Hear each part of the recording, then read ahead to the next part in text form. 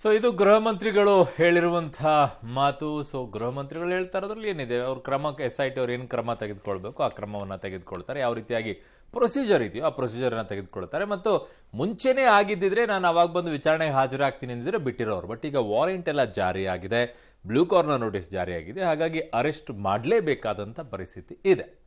Okay, 4 ದಿನಗಳ ಹಿಂದೆ ದೇವೇಗೌಡರು ಒಂದು ಪತ್ರವನ್ನ ಬರೆದು ಎಚ್ಚರಿಕೆಯನ್ನ ಕೊಟ್ಟಿದ್ರು ಪ್ರಜ್ವಲ್ ರೇವಣ್ಣಗೆ. ತಾತನ ವಾರ್ನಿಂಗ್ಗೆ ತಲೆಬಾಗಿದ್ರ ಪ್ರಜ್ವಲ್ ಅನ್ನೋ ಪ್ರಶ್ನೆ ಮನೆ ಮಾಡಿದೆ.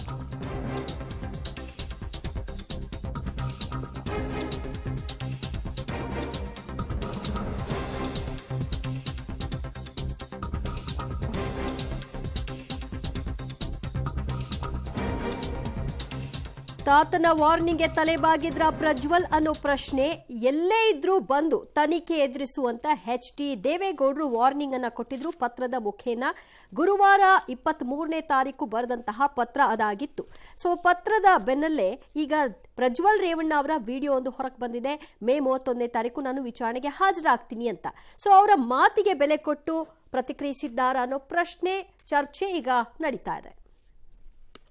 ಮತ್ತಷ್ಟು ಮಾಹಿತಿ ಪಡೆಯೋಣ ನಮ್ಮ ಪ್ರತಿನಿಧಿ ಶ್ರೀನಿವಾಸರಿಂದ. ಶ್ರೀನಿವಾಸ, ಗುರುವಾರ ದೇವೇಗೌಡರು ಪತ್ರವನ್ನ ಬರೆದು ಎಲ್ಲೇ ಇದ್ರೂ ಕೂಡಲೇ ಬಂದು ಶರಣಾಗು, ತನಿಖೆಯನ್ನ ಎದುರಿಸು, ಇಲ್ಲದಿದ್ರೆ ಕುಟುಂಬದಿಂದ ದೂರ ಆಗ್ಬೇಕಾಗತ್ತೆ ಅನ್ನೋ ಎಚ್ಚರಿಕೆಯನ್ನ ಕೊಟ್ಟಿದ್ರು.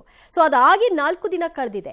ಇವತ್ತು ಪ್ರತಿಕ್ರಿಯೆ ಸಿಕ್ಕಿದೆ ಪ್ರಜ್ವಲ್ ರೇವಣ್ಣದು. ಆದ್ರೆ ಇದನ್ನ ದೇವೇಗೌಡರಿಗೆ ಸಿಕ್ಕಂತಹ ಗೌರವ, ಅವರ ಮಾತಿಗೆ ಸಿಕ್ಕ ಮನ್ನಣೆ ಅಂತ ಭಾವಿಸಬಹುದಾ? ದಿವ್ಯಾ, ಹೌದು. ಯಾಕೆಂತಂದ್ರೆ ಕುಮಾರಸ್ವಾಮಿ ಅವರು ಕೂಡ ಬಹಿರಂಗವಾಗಿ ಮನವಿ ಮಾಡಿಕೊಂಡ್ರು, ಬಂದಿರಲಿಲ್ಲ.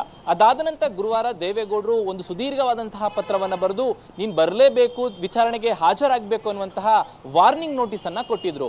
ಅದಾದ ಬಳಿಕ 4 ದಿನ ಆದ ಬಳಿಕ ಪ್ರಜ್ವಲ್ ರೇವಣ್ಣ ಅವರು ವಿಡಿಯೋ ಮೂಲಕ ಪ್ರತ್ಯಕ್ಷ ಆಗಿ ನಾನು ಬಂದು ತನಿಖೆಗೆ ಸಹಕಾರ ಕೊಡ್ತೀನಿ ಎನ್ನುವಂತ ಮಾತುಗಳನ್ನೇ ಹೇಳಿದ್ದಾರೆ. ಹಾಗಾಗಿ ಎಲ್ಲ ಒಂದ್ ಕಡೆ ದೇವೇಗೌಡರ ಒಂದು ವಾರ್ನಿಂಗ್ ಅವ್ರಿಗೆ ಒಂದು ರೀತಿಯಾಗಿ ಆ ಒಂದು ವಾರ್ನಿಂಗ್ಗೆ ಒಪ್ಕೊಂಡು ಬಂದಿದ್ದಾರೆ ಅಂತ ಅನ್ಸುತ್ತೆ.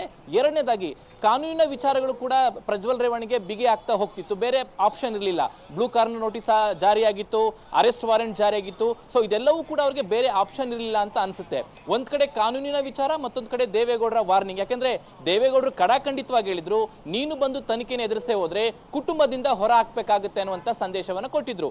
ಬಹುಶಃ ಆ ಒಂದು ಮಾತಿಗೆ ಪ್ರಜ್ವಲ್ ರೇವಣ್ಣ ಅವರು ಹೆದರ್ಕೊಂಡು ಈಗ ಬರ್ತಿದ್ದಾರೆ ಅಂತ ಅನ್ನುವಂತ ಸನ್ನಿವೇಶಗಳು ಇದ್ದಾವೆ. ಹಾಗಾಗಿ ಈಗ ಪ್ರಜ್ವಲ್ ರೇವಣ್ಣ ಅವರು 31ನೇ ತಾರೀಕು ಬರ್ತಾರೆ. ಅದಾದ ನಂತರ ಕಾನೂನು ಪ್ರಕ್ರಿಯೆಗಳು ನಡೀತವೆ, ತನಿಖೆ ಆಗುತ್ತೆ, ಎನ್ಕ್ವೈರಿ ಆಗುತ್ತೆ. ಸೊ ಇದೆಲ್ಲವೂ ಕೂಡ ಮುಂದಿನ ಪ್ರಕ್ರಿಯೆಗಳು. ಸೊ ಸದ್ಯಕ್ಕಂತೂ ದೇವೇಗೌಡರ ಪತ್ರಕ್ಕೆ ಗೌರವ ಕೊಟ್ಟಿದ್ದಾರೆ ಅನ್ನುವಂತಹ ವಿಚಾರವನ್ನ ತಿಳಿಬಹುದಾಗುತ್ತೆ. ದಿವ್ಯಾ, ಥ್ಯಾಂಕ್ ಯು ಶ್ರೀನಿವಾಸ್ ನಿಮ್ಮೆಲ್ಲ ಮಾಹಿತಿಗೆ.